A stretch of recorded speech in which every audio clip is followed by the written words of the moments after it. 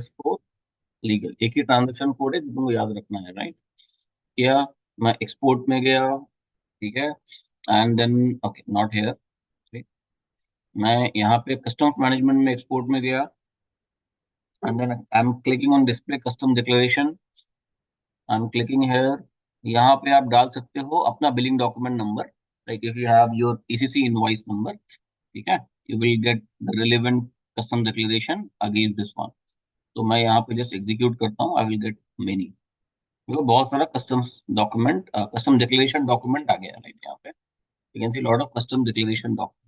मैं double click करके open करता हूँ, तो you can see on this के यहाँ पे देखो तुम्हारा invoice number, if I open again,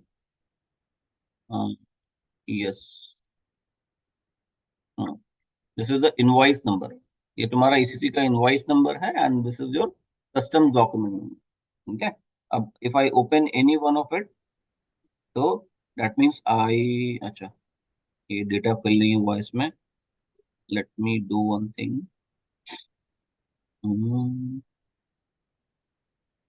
created last 7 day, एक है,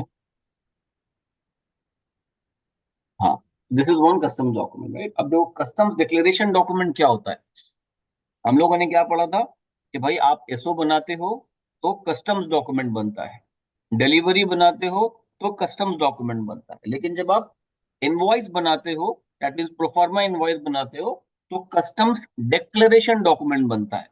don't be confuse, there is a difference between a customs document and a customs declaration document. Customs document हम लोग use करते हैं कॉम्प्लायंस मैनेजमेंट के लिए, फॉर स्क्रीनिंग पर्पस, के embargo है कि नहीं है, लाइसेंस चेक है कि नहीं है, देन हम लोगों का क्या नाम है, एसपीएल है कि नहीं है, right? All for all those things. After that जब आप बिलिंग बनाते हो तो कस्टम डिक्लेरेशन डॉक्यूमेंट जनरेट होता है। तो ये आप डिक्लेरेशन मतलब क्या, आप डिक्लेयर करते हो ये डॉक्यूमेंट को, किसको करते हो? कस्टम्स अथॉरिटी को करते हो। What is customs authority? कि भाई आप एक कंट्री से दूसरे कंट्री जब आप माल लेके जाओगे, तो आप ऐसे जस्ट ऐसे नहीं लेके जा सकते हो, ठीक है? There is the border, that border needs to be crossed, right? तो वो बॉर्डर क्रॉस करने के लिए आपको पेपर वर्क करना पड़ेगा, आपको कस्टम्स का अप्रूवल लेना पड़ेगा, राइट? सो तो दैट मीन्स आप customs authority is the organization who is responsible for this things, who will approve, who will manage this all import and export things.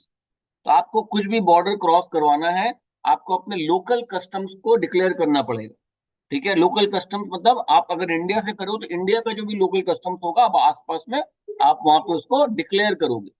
Once you are declaring those things, then आपका सारा paper work होगा, वहां से approval आएगा, registration number मिलेगा, and तब जाकर के आप माल एक्सपोर्ट या इंपोर्ट कर सकते हो।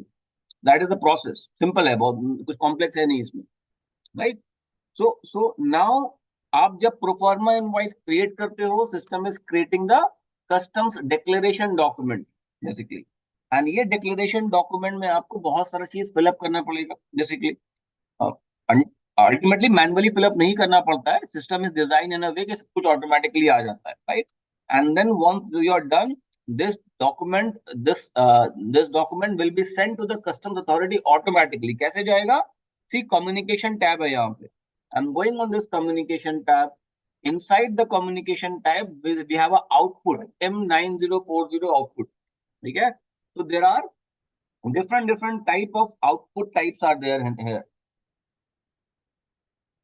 मतलब message types are there here, okay? So अब here you can see M message, M0940 message. Now M0940 message किस लिए होता है? It is for declaring the goods, मतलब I'm sending the declaration to customs authority, okay? Now we can see कि ये तुम्हारा yellow पड़ा हुआ है, मतलब ये ऑब्वियसली सेंड नहीं हुआ है अब तक। There is some issue, right? Showing incomplete red, there is some issue, due to that ये सेंड नहीं हुआ है। तो वन दिस इज ग्रीन, तो क्या होगा? यहाँ पे आप आईडॉक नंबर देख पाओगे, you will see the IDoc number here, right? हम देखते हैं ना यहाँ से, you can see in relationship आपको आईडॉक नंबर मिल जाएगा। तो दैट आईडॉक नंबर का मतलब क्या? वो आईडॉक के थ्रू हम लोगों ने अपना जो डेटा है, मैसेज है, वो कस्टम्स को भेजा है।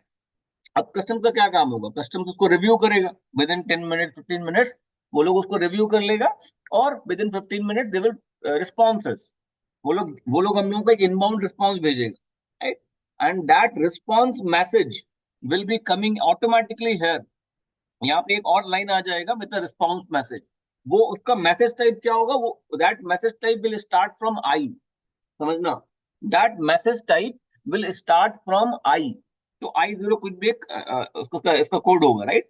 तो वो मैसेज का मतलब क्या, वो मैसेज क्या लेके आ रहा है? वो मैसेज दो चीज लेके आ सकता है, one is the approval, another is a rejection.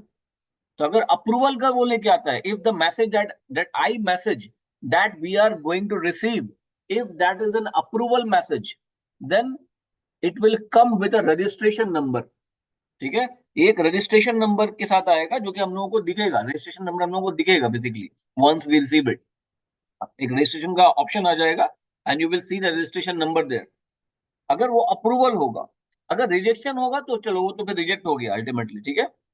might be we need to do some changes in the data and then we need to resend it again, might be उन लोगों को, ठीक है। तो that is the thing. Now message में हम लोगों ने क्या पढ़ा कि भाई चलो एक होता है एम मैसेज। एम मैसेज का मतलब outbound message that that we are sending, okay. दूसरा होता है आई मैसेज, वो क्या होता है, जो हम लोग रिसीव करते हैं, दैट्स अ इनबाउंड मैसेज।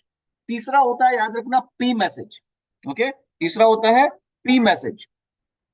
पहले मैंने क्या बोला, एम मैसेज, ओके। दूसरा बोला आई मैसेज, और तीसरा बोला पी मैसेज। तो एम मैसेज का क्लैरिटी है, ये आउटबाउंड मैसेज है। आई मैसेज का क्लैरिटी है, ये inbound message. What is P message? तो P message will also be activated here. यहाँ पे और एक लाइन आ जाएगा, मतलब once you get the response, two lines will come automatically here, याद रखना। एक मैसेज है आई मैसेज जो कि अल्टीमेटली इनबाउंड है, और दूसरा जो पी मैसेज है ना, that is for print. Print message मतलब क्या होगा कि the moment we receive the approval from the customs authority, ठीक है, जैसे मैं रिसीव करूंगा मेरे सिस्टम पे प्रिंटिंग इनेबल हो जाएगा।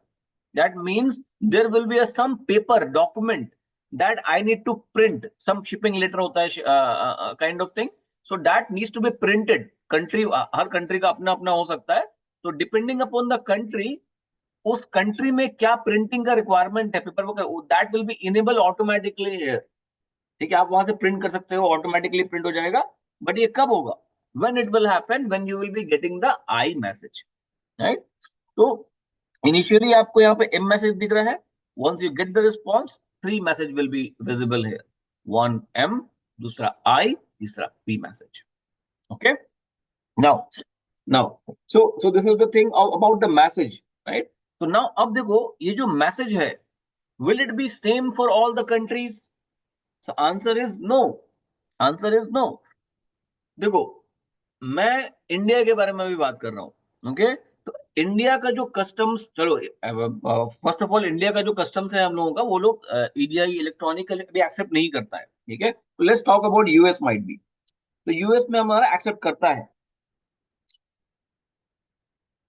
तो अब यूएस का जो सिस्टम है, that system is design to accept a specific set of message, right? आप उसको कुछ भी, अब ऐसा जरूरी नहीं है कि यूएस का जो सिस्टम जो डिजाइन किया हुआ है, सिमिलरली जर्मनी का भी वैसे ही है, सिमिलरली नेदरलैंड का भी, नो वैसा नहीं होता है। सबका उन लोग का अपना अपना सिस्टम है, ठीक है। सिस्टम कंट्री के हिसाब से बनता है, कंट्री सिस्टम के हिसाब से नहीं बनता है, राइट?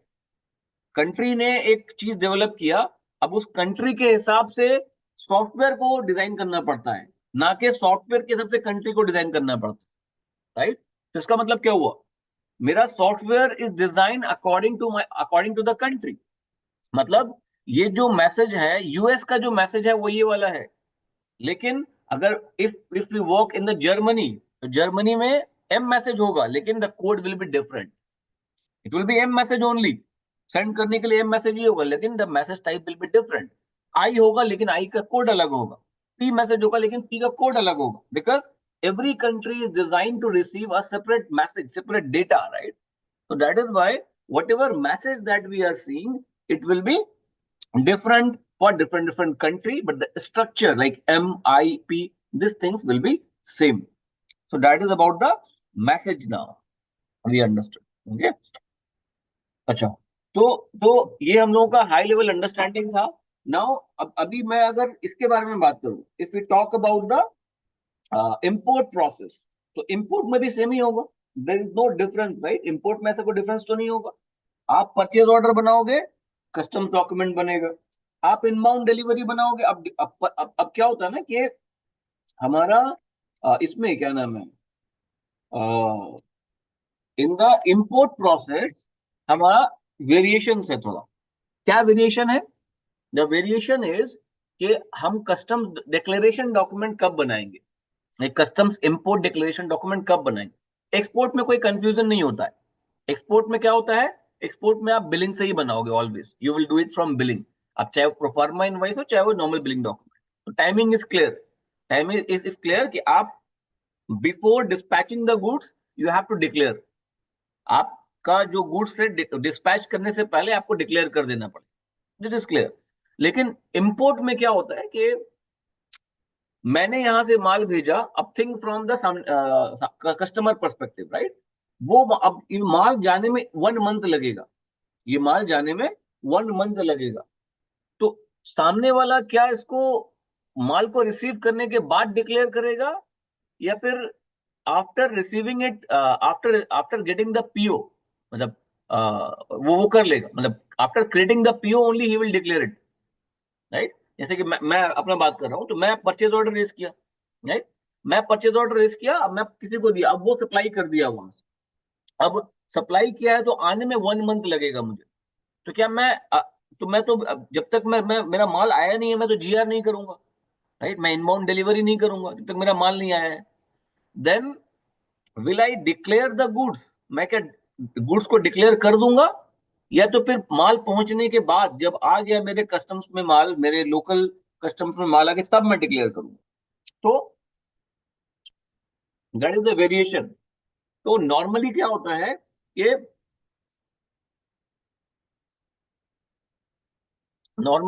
है कि it will be done before the goods received. ठीक है? गुड रिसीव होने से पहले ही हम लोग उसको डिक्लेयर कर देते हैं. That is prior to GR. GR से प्रायर होता है. लेकिन there will be some places, जैसे कि यूरोपियन यूनियन जो है, वहां पे we will be doing it, might be after receiving the goods, मतलब जीआर करने के बाद करेंगे. एक होता है प्रायर टू जीआर, एक होता है आफ्टर द जीआर. ठीक है? अगर प्रायर टू जीआर करने का होगा तो मैं क्या करूंगा, इनबाउंड डिलीवरी में बनाता हूँ. Inbound delivery is what? It's a shipping notification, right? When we send a shipping notification, सामने वाला इनबाउंड डिलीवरी बना लेता है. उसके बाद वो इनबाउंड डिलीवरी के रेफरेंस में जीआर करता है. तो अब यहाँ पे क्या है कि will you do the custom declaration from the inbound delivery, और will you do the custom declaration from the GR? That is the question. तो ये डिपेंड करता है एरिया के ऊपर. Normally if you will go in US, it will be done with inbound delivery, but if you will talk about the European Union, it will be done after the GR. They have, because European Union में क्या है, थोड़ा concept अलग है वहां पे. European union, when I'm talking about European Union, it's a group of a country I'm talking about, right? पूरा Europe उसमें आ जा रहा है. तो अब यूरोपियन यूनियन में बहुत सारे कंट्री इन्वॉल्व हैं. तो जब माल इंटर करता है, तो माल एक कंट्री में डायरेक्ट नहीं जाता है. एक कंट्री में जाने के लिए बहुत सारा कंट्री का बॉर्डर को क्रॉस करके जाता है, राइट? तो initially the product will be entered in the European union border, right? कोई भी कंट्री हो, बट वो यूरोपियन यूनियन के अंदर आएगा. उसके बाद वो ये कंट्री क्रॉस करेगा, वो कंट्री क्रॉस करेगा, करके फाइनल मेरी कंट्री में आता है. तो इसलिए इनका जो प्रोसेस है वो अलग होता है. यहाँ पे ट्रांजिट डिक्लेरेशन बोल के एक प्रोसेस होता है जो ये लोग करते हैं. Transit declaration will be done once that is entering the European Union. तो इसलिए यहाँ पे जो फाइनल डिक्लेरेशन होता है वो आफ्टर जीआर होता है. once I will receive the GR, then we will be doing the declaration.